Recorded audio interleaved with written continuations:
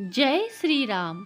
नमस्ते श्रोताओं, इस कहानी में मैं आपको रामायण की कथा सुनाने जा रही हूँ।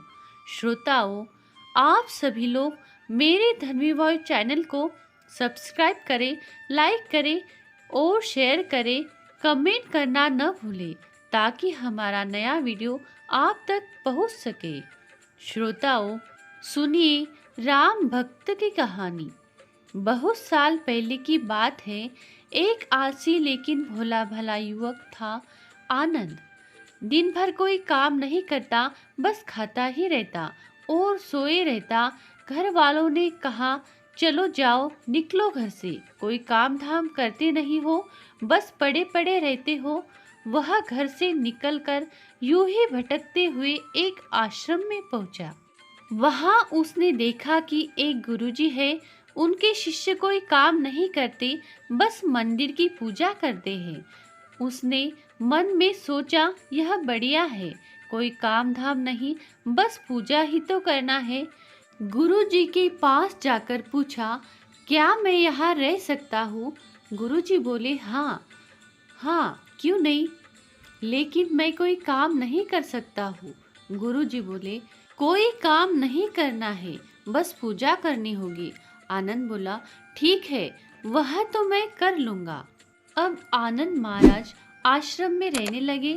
ना कोई काम, ना कोई धाम, बस सारा दिन खाते रहो और प्रभु की भक्ति में भजन गाते रहो। महीना भर हो गया। फिर एक दिन आई एकादशी। उसने रसोई में जाकर देखा, खाने की कोई तैयारी ही नहीं थी। उसने गुरुजी से पूछा, आज खाना नहीं बनेगा क्या? गुरुजी ने कहा, नहीं, आज तो एकादशी है, तुम्हारा भी उपवास है। उसने कहा, नहीं, अगर हमने उपवास कर लिया तो कल का दिन ही नहीं देख पाएंगे। हम नहीं कर सकते उपवास, हमें तो भूख लगती है। आपने पहले क्यों नहीं बताया?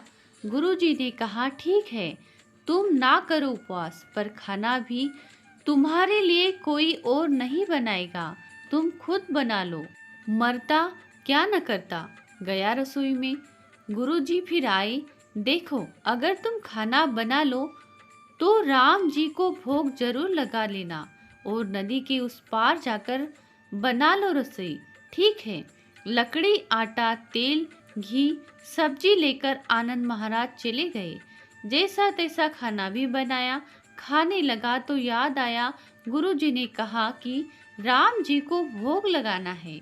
लगा भजन गाने, आओ मेरे राम जी भोग लगाओ जी, प्रभु राम आइए, श्री राम आइए, मेरे भोजन का भोग लगाइए। कोई ना आया तो बेचैन हो गया कि यहाँ तो भूख लग रही है और राम जी आ ही नहीं रहे।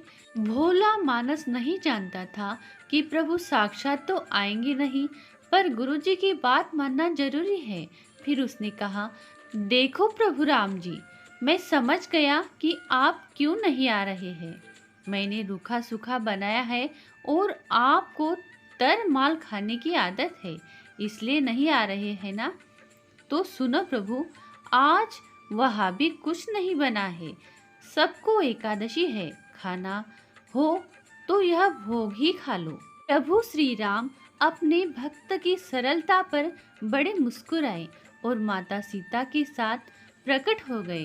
भक्त असमंजस में, गुरुजी ने तो कहा था कि राम जी आएंगे, पर यहाँ तो माता सीता भी आई है और मैंने तो भोजन बस 2 लोगों का बनाया है। चलो कोई बात नहीं, आज इन्हें ही खिला देते हैं।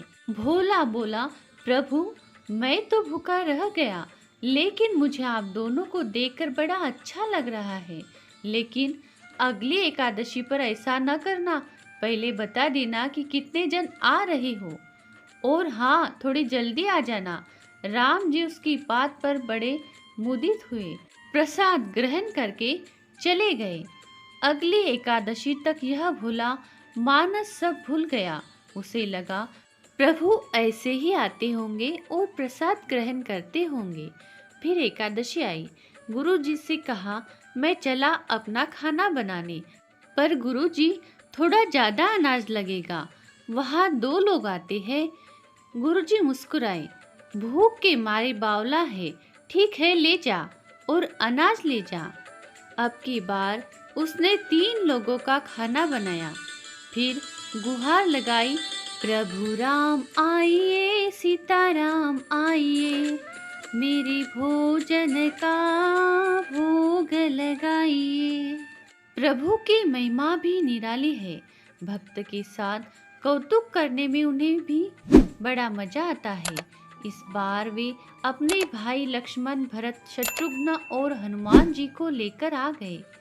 भक्त को चक्कर आ गए। यह क्या हुआ? एक का भोजन बनाया तो 2 आए। आज तो 2 का खाना ज्यादा बनाया तो पूरा खानदान आ गया। लगता है आज भी भूखा ही रहना पड़ेगा।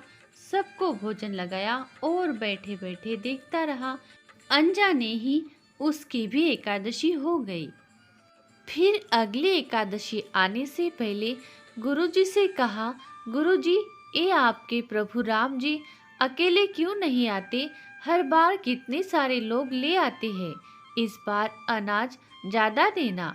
गुरुजी को लगा कहीं यह अनाज बेचता तो नहीं है, देखना पड़ेगा जाकर।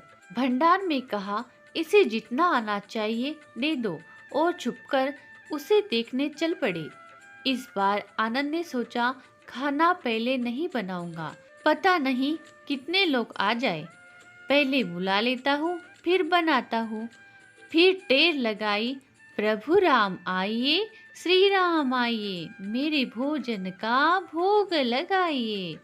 सारा राम दरबार मौजूद। इस बार तो हनुमान जी भी साथ आए, लेकिन यह क्या, प्रसाद तो तैयार ही नहीं है। भक्त ठहरा भोला भाला, बोला, प्रभु इस बार मैंने खाना नहीं बनाया। प्रभु ने पूछा, क्यों? बोला, मुझे मिलेगा तो है नहीं, फिर क्या फायदा बनाने का, आप ही बना लो। भक्त एक तरफ बैठकर देखता रहा। माता सीता रसोई बना रही थी तो कई ऋषि मुनि, यक्ष, गंधर्व प्रसाद लेने आने लगे। इधर गुरुजी ने देखा खाना तो बना नहीं। भक्त एक कोने में बैठा है। पूछा, बेटा क्या बात है, खाना क्यों नहीं बनाया? बोला, अच्छा किया गुरुजी आप आ गए, देखिए कितने लोग आते हैं प्रभु के साथ। गुरुजी बोले, मुझे तो कुछ नहीं दिख रहा तुम्हारे और अनाज के सिवा। भक्त ने माथा पकड़ लिया, एक तो इतनी मेहनत करवाते हैं प्रभु, भूखा भी रखते हो, और ऊपर से गुरुजी को दिख भी नहीं रहे, यह और बड़ी मुसीबत है। प्रभु से कहा, आप गुरुजी को क्यों नहीं दिख रहे हैं? प्रभु बोले, मैं उन्हें नहीं दिख सकता। बोला, क्यों? वे तो बड़े पंडित हैं, ज्ञानी हैं, विद्वान हैं, उन्हें तो बहुत कुछ आता है, उनको क्यों नहीं दिखते आप? प्रभु बोले, माना कि उनको सब आता है, पर वे सरल नहीं है तुम्हारी तरह, इसलिए उनको नहीं दिख सकता। आनंद ने गुरुजी से कहा, गुरुजी प्रभु कह रहे हैं आप सरल नहीं हैं, इसलिए आपको नहीं दिखेंगे। गुरुजी रोने लगे, वाकई मैंने सब कुछ पाया पर सरलता नहीं पा सका तुम्हारी तरह, और प्रभु तो मन की सरलता से ही मिलते हैं। प्रभु प्रकट हो गए और गुरुजी को भी दर्शन दिए। इस तरह एक भक्त के कहने पर प्रभु ने रसोई भी बना दी। श्रोताओं, ऐसी ही अलग कहानी सुनने के लिए हमारे धर्मी वॉइस चैनल से हमेशा जुड़ते रहिए। चैनल को लाइक करें, सब्सक्राइब करें, शेयर करें, बेल आइकन वाला बटन भी दबाएं ताकि हमारा नया वीडियो आप तक पहुंच सके। कमेंट में जय सिया राम जरूर लिखें। कहानी अंत तक सुनने के लिए आपका बहुत बहुत धन्यवाद। जय सिया राम।